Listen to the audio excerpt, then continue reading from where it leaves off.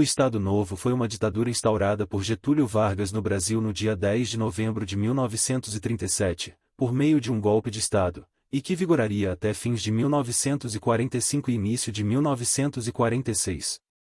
No chamado Manifesto à Nação, ele disse que o regime tinha como objetivo reajustar o organismo político às necessidades econômicas do país.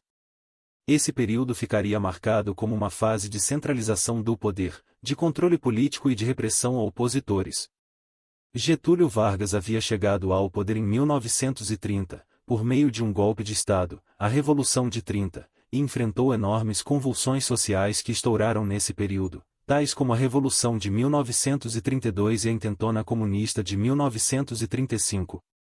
Em 1936 era o ano em que, de acordo com a Constituição de 1934, deveriam ocorrer eleições para presidente, porém, em 1937, apoiado por setores militares e econômicos, Vargas cancela as eleições, e por meio de outro golpe de Estado, instaura outra ditadura, o Estado Novo, implantando um regime ainda mais autoritário.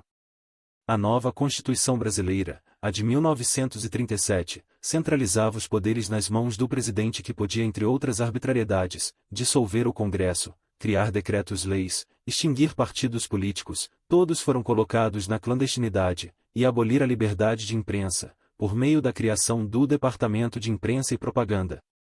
Outras duas medidas foram a volta da figura do interventor para governar os estados e o prolongamento do mandato presidencial, que era de 4 anos na Constituição de 1934, e em 1937 passou a ser infinito.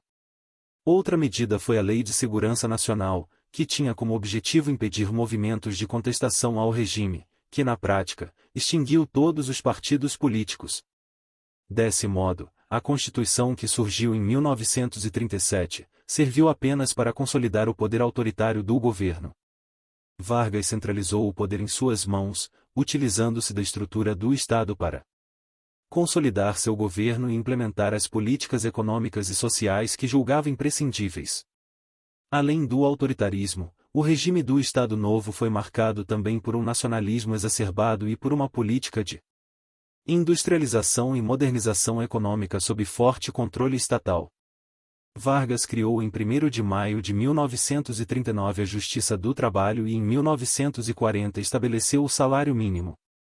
Era a primeira vez na história do Brasil, desde o fim do trabalho escravo, que o Estado brasileiro tomava medidas protecionistas em favor dos trabalhadores. Neste mesmo ano foi criado o imposto sindical, que daria um grande fôlego aos sindicatos, que capitalizados, desenvolveram enormemente suas atividades junto aos trabalhadores e ganharam importância. Em 1943, foi criada a Consolidação das Leis do Trabalho. Todas essas medidas complementavam as tomadas no início dos anos 1930 com a criação do Ministério do Trabalho, onde já havia sido estabelecida algumas regras, como as que regulamentavam as juntas conciliatórias para disputas trabalhistas, o horário de trabalho no comércio e na indústria, o trabalho da mulher e de menores e a regulamentação dos sindicatos. Do ponto de vista da política econômica, o governo criou empresas tais como a Companhia Siderúrgica Nacional e a Companhia Vale do Rio Doce. Criou ainda o Conselho Nacional do Petróleo, a Companhia Nacional de Álcalis, o Instituto de Resseguros do Brasil, a Companhia Hidrelétrica do São Francisco, o Conselho Federal do Comércio Exterior, a Lei da Sociedade Anônima e a Estrada de Ferro Central do Brasil.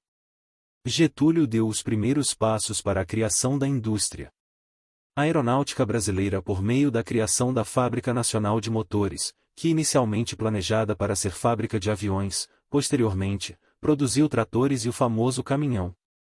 Durante todo o período da história do Brasil conhecido como Era Vargas, Getúlio desenvolveu como ninguém um tipo de política extremamente populista.